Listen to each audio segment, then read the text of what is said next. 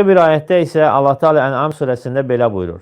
Və atu haqqahu yevmə hasadi. Və o biçim vaxtı həmin o məhsullarınızın zəkatını verin.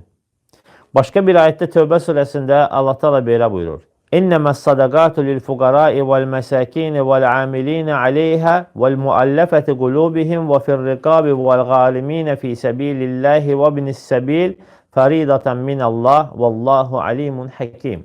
Həqiqətən də Allah Teala tərəfindən zəkat fəqirlərə, miskinlərə, onu paylayanlara, qəlbləri İslam'a isnişməkdə olanlara, borcu olanlara, Allah yolunda vuruşanlara və həmçinin də Allah yolunda vuruşanlara və yolda qalan yolçulara vermək əmr olunmuşdur. Və həqiqətən də Allah biləndir və hikmət sahibidir. Müəllif buyurur ki, Allah Teala bu kəlmələrindən alimlər istinbat eləyib bir neçə zəkat barədə faydalar və hökmlər çıxarmışdır. Və buyurur ki, o faydalardan və hökmlərdən bəziləri. Birincisi odur ki, zəkatın vacib olması. Çünki Allah Teala əmr edir ki, onların mallarından götür. Və həmçində başqa neçə ayətlər var ki, Allah Teala buyurur ki, namaz qılın, zəkat verin və s. bu qəbildən olan ayələr.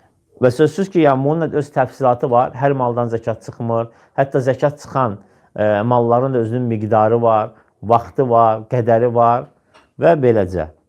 Və həmçinin bu ayətlərdən görünür ki, yəni zəkat necə ki maldan, ticarətdən, maldan, mülkdən çıxarılır və həmçində ticarət də o mala mülkə qiyas olunaraq ticarət malından da zəkat çıxarılır.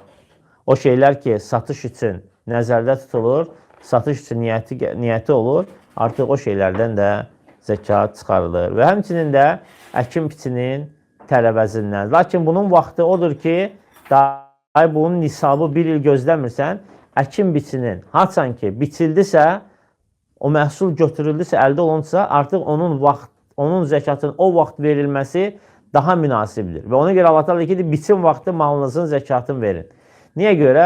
Çünki kasıbların o vaxtı o mala tamahı olur. Aydındır?